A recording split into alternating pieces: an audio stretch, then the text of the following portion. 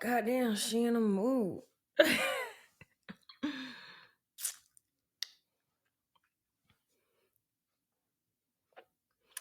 Hello, motherfuckers. What's happening, Hellraisers and Harlots? Hey there, all my bad bitches and unproblematic niggas up, down, and all around the internet. It is I, the one, the only, Kimber Shan. Don't call me Kim Ho. It's okay to be extra because I tell it like it is. And welcome to A Quickie with Kimber Shan, the show where I give you the facts, foolery, fuck ups, tell you something, drop some Kimspiration all in 20 minutes or less because who doesn't love a quickie? Let's jump right into it. Happy Wednesday. It's Tuesday evening, but y'all hearing this shit on Wednesday. Happy hump day. All of everybody listening. I'm in my mood today and I got on my shades because, I can't see you hoes. That's why. And going forward, I won't be able to see you hoes because I'm me. I'm that bitch and it is what it is. So let's jump right into facts, foolery, and fuck ups. The first thing I want to discuss is the SAG-AFTRA, the Screen Actors Guild strike. And of course, if you haven't been living on a rock, you know that the Writers Guild has been on strike and now the actors are on strike. And I wanted to bring light to this because we ain't about to have no TV to watch, y'all. So y'all should be fucking panicking because I did a little research. And if this doesn't get resolved a fucking sap, all next year there won't be any new shows. All the shows dropping because it's fall, they've already been filmed. But if this goes on till, say, Christmas, we're not going to have any shows next year. And the networks are going to lose so much money, there won't even be money to fund the shows. But I saw that the CEOs of a lot of these companies like Universal and Disney, they're actually terrible fucking people. Like, they don't give a fuck about paying anyone. One guy said that actors are being unrealistic for demanding more. But how can you say that when you make 400 times the amount of the average writer? How is that not being realistic when a lot of writers and actors are living below the poverty line because their residuals are pennies because of streaming services? I just feel like there's a lot of greed in place. And if people actually did math and saw that there's more than enough money to go around for everyone, this wouldn't be a fucking problem. So I just hope that the writers and the actors get what they deserve because without them, TV would not be possible, entertainment would not be possible, and people should be paid fairly for their contributions, point blank, bottom line.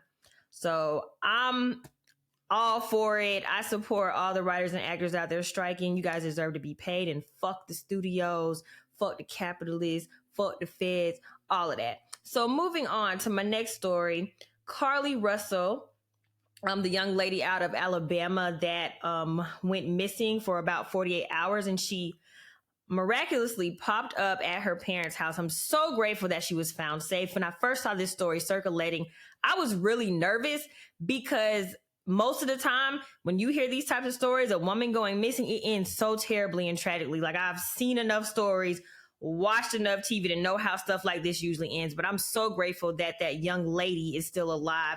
Anytime a Black woman is in danger or in the possibility of being harmed, I immediately get active. I immediately need to know what's going on, and I just start praying for her safety. So I'm grateful for her being back well and alive. I don't know how well she is because she was in the hospital, but I'm just grateful that she's still here with us. So hopefully she's doing well, and whoever is responsible, I hope they have hell to motherfucking pay.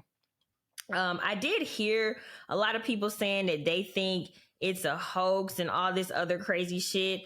I find that so fucking disrespectful.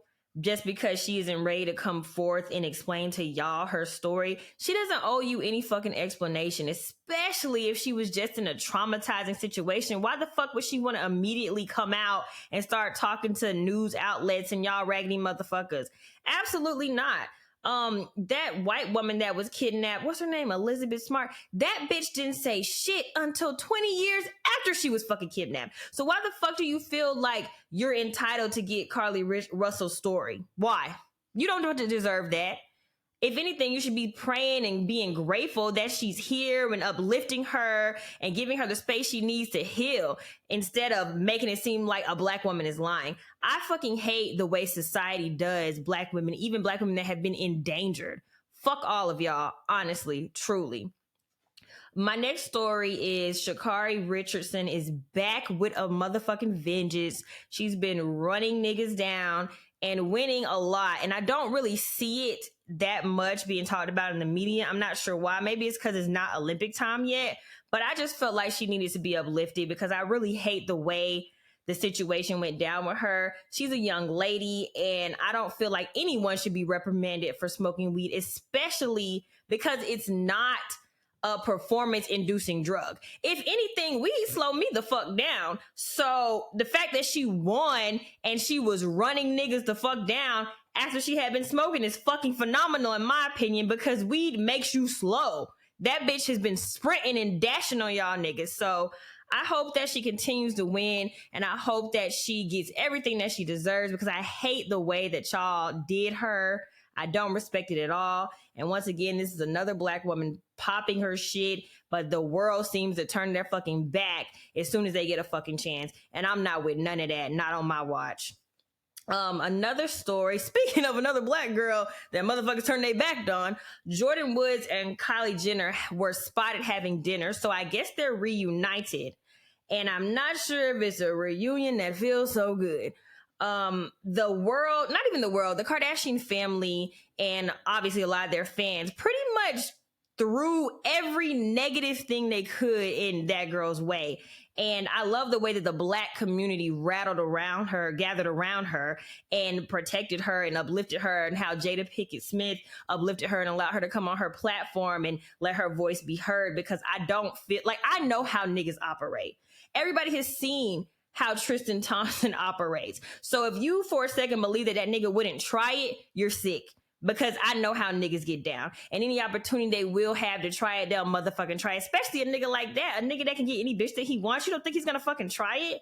The fact that y'all decided to throw this girl under the bus for that shit and not push back on the man, it says a lot about people's character and their values. But me going forward, I would say I just hope that she's careful in this situation, because I'm gonna talk about it and let me tell you something just about friendships. So I'll get to that later, but it's like, sometimes you outgrow people, and sometimes every friendship is not worth keeping or reviving. You dig?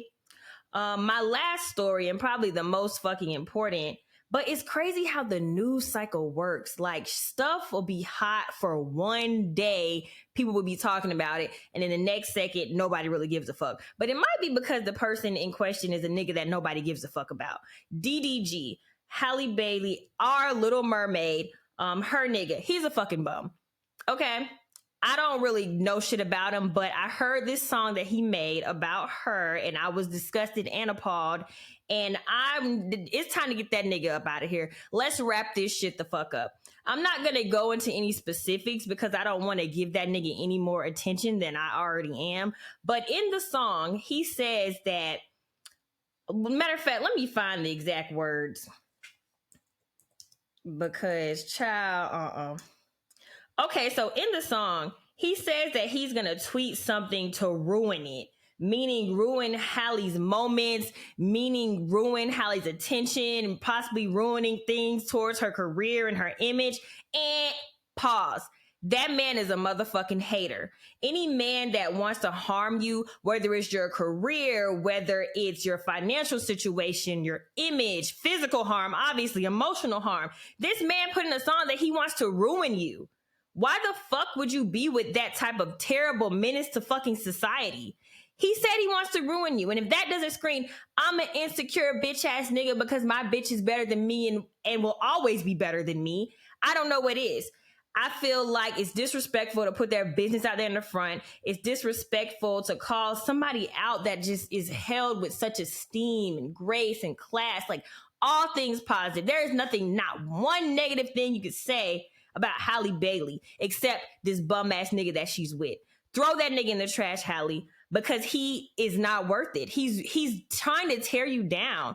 And I will never before a man tearing a woman down in any way, shape, or form. So fuck DDG. Halle, get this nigga the fuck up out of here and continue to thrive, because everything about you is so positive right now. Obviously, The Little Mermaid did phenomenal. You have another movie coming out. You do music. Like, she is really it. She's really that girl.